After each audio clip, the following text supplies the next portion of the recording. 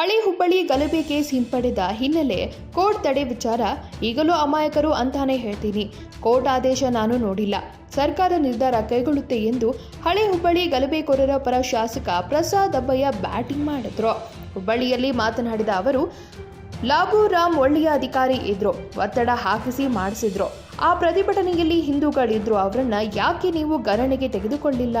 ಹಠಕ್ಕೆ ಬಿದ್ದು ವಾಪಸ್ ಪಡೆಯೋದು ಇಲ್ಲ, ಸಾಧಕ ಬಾಧಕಗಳನ್ನು ನೋಡಿ ತೆಗೆದುಕೊಳ್ಳುತ್ತೆ.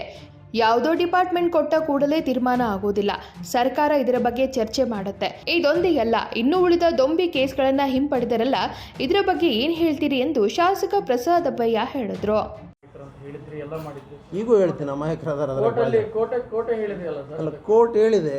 ಈಗ ನಾನು ನೋಡಿ, ಆ ಕೋರ್ಟ್ದು ಆರ್ಡ್ರು ನಾನು ನೋಡಿಲ್ಲ. ಆ ಕೋರ್ಟ್ ಆರ್ಡರ್ನಲ್ಲಿ ಯಾವ ಬೇಸ್ ಮೇಲೆ ಅದನ್ನು ಸ್ಕ್ವಾಶ್ ಮಾಡಿದಾರ ಗೊತ್ತಿಲ್ಲ. ನಾನು ಇನ್ನೂ ಚರ್ಚೆ ಮಾಡಿಲ್ಲ. ಖಂಡಿತವಾಗಿ ಕೂಡ ಅದು ಸರ್ಕಾರ ನಿರ್ಧಾರ ತಗೊಳ್ತೈತೆ. ಸರ್ಕಾರ ಜೊತೆಗೆ ನಾವು ಚರ್ಚೆ ಮಾಡ್ತೀವಿ.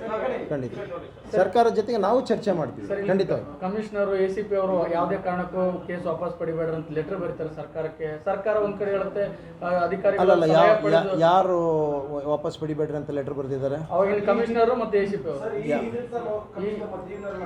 ಈಗಿನವರಲ್ಲ, ಅವಾಗಿನವರು. ಅವೆಲ್ಲ ನೋಡ್ರಿ, ನಾನು ಹೇಳಲಿಕ್ಕೆ ಬಯಸ್ತೀನಿ ನಿಮಗೆ.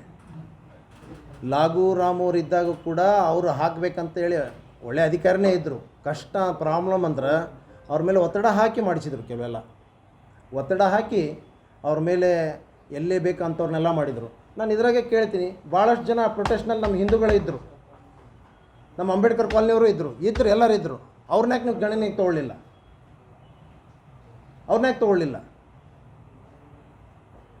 ಇವೆಲ್ಲ ಹೇಳಿದ್ ಮಾತಾಡ್ತೀನಿ ಅದ್ರ ಬಗ್ಗೆ. ನಿಮ್ಮ ಸರ್ಕಾರದಲ್ಲಿ ಇದ್ದಂತ ಕಮಿಷನರ್ ಕೊಟ್ಟಿದ್ದಾರೆ. ಯಾರು ನಮ್ಮ ಕಮಿಷನರ್ ಏನು ಕೊಟ್ಟಿದ್ದಾರೆ? ನಿಮ್ಮ ಸರ್ಕಾರದಲ್ಲಿ ಇದ್ದಾಗ ಕೊಟ್ಟಿದ್ದು ಸರ್. 2023ರಲ್ಲಿ ಕಮಿಷನರ್ ಅವರು ಪತ್ರ ಬರೀತಾರೆ ಪೊಲೀಸರ. ಯಾವ ಕಮಿಷನರ್? ಅವಾಗಿದ್ದ ಕಮಿಷನರ್ ಸರ್, ನಿಮ್ಮ ಸರ್ಕಾರದಲ್ಲಿ ಇದ್ದ ಕಮಿಷನರ್. ಅವಾಗ ಅವರು ಯಾವ ಪಡಿಬೇಕು ಅಂತ ಬಂದಾಗ ಸರ್ಕಾರ ಪೊಲೀಸ್ ಇಲಾಖೆಗೆ ಮಾಹಿತಿ ಕೇಳ್ತಾರೆ, ತಗೋಬೇಕು ಬೇಡ ಅಂತ. ಅವಾಗ ಇಲ್ಲಿಯವರು ಸ್ಪಷ್ಟವಾಗಿ ಬಂದಿದ್ದಾರೆ, ಯಾವುದೇ ಕಾರಣಕ್ಕೂ ಕೇಸ್ ಪಡಿಬೇಡಿ, ಮತ್ತೆ ಮಾಡಿದ್ರೆ ಇದೇ ತರ ಕಲ್ಲೊಡೆಯ ಪ್ರವೃತ್ತಿ ಪ್ರೋತ್ಸಾಹ ಕೊಟ್ಟಾಗುತ್ತೆ, ಪೊಲೀಸರ ಬೇಡ ಅಂತ ಕೊಟ್ಟಿರುವಂತದ್ದು. ಆದರೂ ನೋಡ್ರಿ, ಅಲ್ಲಿ ಯಾವ ಈ ಹಿಂದೆ ಕೊಟ್ಟಂಥ ಡಿಸಿಷನ್ಗೆ ಎಲ್ಲೋ ಪೊಲೀಸರು ಅದಕ್ಕೆ ನಾವು ನಮ್ಮ ಡಿಪಾರ್ಟ್ಮೆಂಟ್ದವರೇ ಕೊಟ್ಟ ಮೇಲೆ ನಾವು ಅದಕ್ಕೆ ವಿರುದ್ಧವಾಗಿ ಹೋಗಬಾರ್ದು ಅನ್ನುವಂಥ ವಿಚಾರ ಇಟ್ಕೊಂಡು ಆ ಥರ ಸ್ಟೇಟ್ಮೆಂಟ್ ಮಾಡಿದ್ರು ಗೊತ್ತಿಲ್ಲ. ನಾವು ಮುಂಚೆಯಿಂದನೇ ಹೇಳ್ತಾ ಇದ್ವಿ. ಅಲ್ಲ ಸರ್, ಆಯ್ತು, ಸ್ಟೇಟ್ಮೆಂಟ್ ಮಾಡಿದ್ರು ಕೂಡ ಸರ್ ಸರ್ಕಾರ ಹೇಳುತ್ತೆ ಸರ್, ಸದನದಲ್ಲಿ ಚರ್ಚೆ ಆಗ್ತದೆ ಸರ್.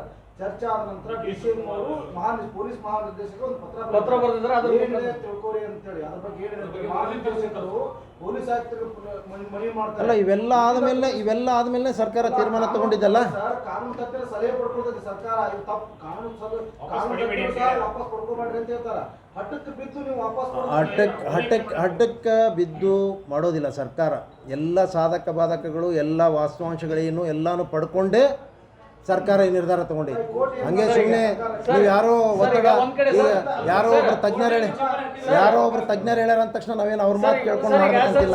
ಈ ವಿಚಾರದಲ್ಲಿ ಸರ್ಕಾರ ಹೇಳುತ್ತೆ, ಅಧಿಕಾರಿಗಳಿಂದ ಮಾಹಿತಿ ಪಡೆದಿದ್ದೀವಿ ಅದರ ಮೇಲೆ ಅಂತ ಹೇಳಿದೆ, ಮತ್ತು ಸಾಧಕ ಬಾಧಕಗಳನ್ನು ಚರ್ಚೆ ಮಾಡ್ತೀವಿ. ಈಗ ಯಾವುದೋ ಒಂದು ಡಿಪಾರ್ಟ್ಮೆಂಟ್ ಕೊಟ್ಟ ತಕ್ಷಣ ಅದಕ್ಕೆ ನಾವು ಇದಾಗಬೇಕಂತಿಲ್ಲ, ಕಮಿಟ್ ಆಗ್ಬೇಕಂತ ಏನಿಲ್ಲ. ಸರ್ಕಾರನೂ ವಿಚಾರ ಮಾಡ್ತದ, ಯಾವ್ದು ಸರಿ ಯಾವ್ದು ತಪ್ಪು, ಏನಿದೆ ಅದರಲ್ಲಿ ಯಾರ್ಯಾರು ಹೋಗಿದ್ರು, ಅವ್ರ ಹಿನ್ನೆಲೆ ಏನಿದೆ. ಬರೀ ಇದೊಂದೇ ಕೇಸ್ ತೊಗೊಳ್ಳಿಲ್ಲಲ್ಲ, ಬೇರೆ ಎಲ್ಲ ದೊಂಬಿ ಕೇಸ್ಗಳೆಲ್ಲ ಇದ್ವಲ್ಲ. ಬೇರೆ ಕಡೆಲ್ಲ ಇದರಲ್ಲೆಲ್ಲ ಜೀಪೆಲ್ಲ ಸುಟ್ಟಾಕಿದ್ದೆಲ್ಲ ಕೇಸ್ಗಳಿದ್ವಲ್ಲ, ಅವನು ಪಡೀಲಿಲ್ವಾ? ಸರ್ಕಾರಕ್ಕೆ